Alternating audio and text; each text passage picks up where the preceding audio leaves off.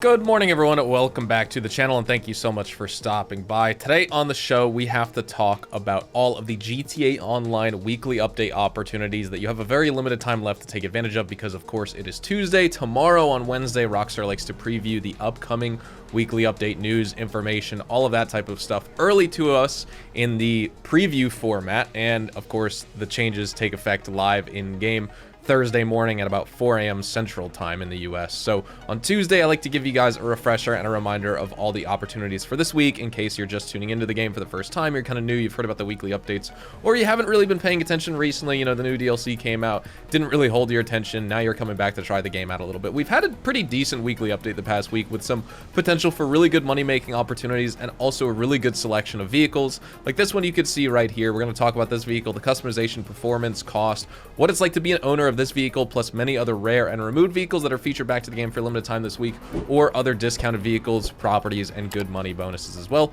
or even free vehicles alike. So thank you guys for tuning back in, and let's jump into things.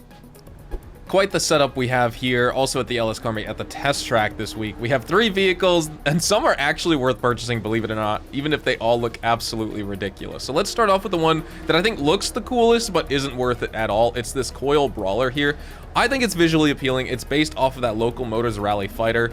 I like the design of it. One of my neighbors in my old apartment complex actually drove one of these. He had like a matte gray, almost like a dark gray. It was almost matte black, but it was like, I guess, a dark gray or something like that. In this game, though, this is actually one of the fastest off-road vehicles, but I say it's not worth buying because it's got some of the worst handling and especially the worst braking you've ever seen. Basically no customization options. It's just not a desirable choice if you want to unlock it, and it's also kind of costly. It's $715,000, especially for what you get, but if you like the style, go for it. Next up, this thing's definitely worth it. It's the BF Bifta. It looks like a clown car, something you'd see in like the Simpsons Hit and Run. Deceptive appearance though. Fast top speed, 108 miles an hour for this buggy. That's quick. You got really quick acceleration, excellent control and traction on all sorts of off-road terrain. Obviously it's got that quirky look and it's a little bit unstable on like bumps and stuff, but it's a pretty cool vehicle, and obviously you just got to protect yourself because it's an exposed design, so you get headshotted really easily in a public lobby.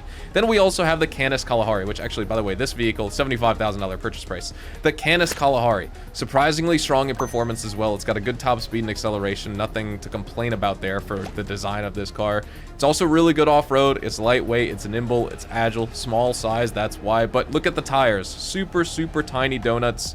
And obviously that's going to limit its off-road capability, even if it's quick out on the trails. Like if you drove it around Sandy Shores, you'll do just fine. If you try and climb up Mount Chiliad with this thing, you're going to struggle a little bit. But it's not that expensive either. $40,000 this week. At Simeon's, we have some great picks this week, and you have a couple days left to take advantage, so we'll jump in. Well, let's just get this one out of the way first. The Nagasaki Hot Rod Blazer. I always call it, it's the McDonald's Happy Meal toy. I mean, that's literally what it is. This is actually technically better in many stat categories than the normal Blazer in this game, and it's got a fun price tag, a whimsical price tag of $69,000. Faster than the Blazer in terms of top speed and better acceleration, better off-road capability, more precise steering, sensitive handling, which is a good thing up until the point that it's not, because it has a higher center of gravity, so it's so nimble and agile that if you take a corner too sharply and there's a bump or like a curb or something, you could actually get flung off this thing because you'll flip over. So just be careful with that. Next up, this is the Dubachi Rapid GT Cabrio, and with this you get strong acceleration, average top speed. I think this car struggles with responsiveness. It has a really wide turning radius. It handles well on those long windy roads, but on a twisty track it definitely fails. You need to play to this car's strengths to actually do well with it, and also doesn't really have the best crash resilience, and it feels like it has really heavy steering. That being said, I think it's still a decent car overall. $140,000 price tag, so the value's there. It's just not like going to be top of the sports car class, or not even close. Next up, one that I really like, and the one you guys saw at the beginning of today's video, the Dubachi Massacro. This is a high performance car. Even to this day, it can compete with the Zentorno and the Turismo R and even some newer cars. The main drawback with this one, despite the fact that it has, I think, exceptional braking and a really high top speed, is the handling. Again, with this one, if you try and take a corner too hard, too sharply, too fast, you're going to get some traction issues. Not as bad as with this car, but it's still prevalent here. and obviously you can compensate for that. You just need to anticipate it when driving the Misacro. Next up, the Volcar Warner. This thing is lightning fast when it comes to getting up to its top speed, but the top speed itself isn't crazy, but it's quick enough. Got great brakes, again, super lightweight, nimble, agile, all that type of stuff. We've seen that with many other vehicles in the game. Very bad crash deformation, and durability is a concern. You need to throw on those armor upgrades, that's for sure, but in the sedans category, it actually is, you know, higher top speed wise, just not going to compete with like supercars and hypercars and stuff like that. Price point, let's talk about that. $120,000, not bad at all. Finally, we'll wrap up with probably one of my favorites this week, the Dubashi Rapid GT Classic. Terrible livery and paint job on this thing right now, but it's modeled after the 1972 to 1989 Aston Martin V8 series. Decent handling, good turning capability. You will struggle with oversteer at high speed. The braking is below average in my opinion. Not the most customizable, but you have good enough options, and I think it's got a cool classic design, and you can get some really cool eye-catching paint job options with this thing. And I think because it's so visually appealing, you should add it to your garage, despite the fact that you do have some performance limitations. And overall, it's worth it, but I think it's one of the priciest vehicles here. $910,650 if you want to buy it from Simeon's this week. Now here we are at my smoke on the water grass dispensary and smoke shop here in GTA Online, because we do have double money and RP on the money laundering missions for this business that was featured in the Money Fronts DLC. Of course, that's 4 times for GTA Plus members. So with double money, you're making 70K a mission, or with 4 times money with GTA Plus, because the double money bonus for that month and member stacks with the weekly update bonus, which is double. You're getting 4 times as a GTA Plus member. That's $140,000 per mission that you're making in less than 5 minutes, because the smoke on the water grass shop actually has the quickest money laundering missions you could do. There's several ways to cheese all the different variants of the missions, using a Raiju to destroy the grass farms for, you know, the burning crops mission. You could blow up the van to reduce the heat really fast after you do 1 delivery, so the heat reduction job you could cheese. The one when it comes to the lowrider, you could just fly to the locations where the enemies are and take them out, and then go and just destroy the lowrider yourself. You don't need to drive the lowrider. That's just so you can see the locations pop up on your map. But if you know where the locations are, you can just drop POIs on the map and then find them that way. We also have double money and double RP on the Lamar contact missions, double money and double RP on the featured series, plus double money and double RP on all short trips in the game. What you also have an opportunity for this week is double the production speed for your MC business, specifically the grass farm, because it's all related to grass this week. And at the nightclub, while the nightclub sales aren't double, and of course the MC business sales aren't double, you also have organic produce stock at double production speed, which I never really got to take advantage of this week, unfortunately. I still have been meaning to sell my nightclub, but I haven't really been on the game that much, just been busy with other things. But this week, if you kept, you know, South American imports, you kept your pharmaceutical research plus cash creation, those are the ones you really want to focus on, and then sell your nightclub when those are full. Cargo and shipments and sporting goods just take too long, so you'd rather, you know, rather than wait for these to fill up, you just sell these twice by the time, you know, these would fill up a second time. That way you can keep making money from these 3, and you can just keep selling this whenever it's ready to go, and these are already filled up, of course. But for the course of this week, if you want to make some extra money from double the production speed on the organic produce, you could have taken a technician off the sporting goods or the cargo and shipment section and apply it to there. But also, you know, the biker grass farm, that had double the production speed this week, which is already paying out more. You can check out my Friday money guide if you want like the full in-depth guide. I just wanted to go over the bonuses in case you kind of missed out. There is still some opportunities left to take advantage of the money laundering missions, the biker grass farm, plus the organic produce at your nightclub that are also going to be producing twice as fast for the remainder of this weekly update.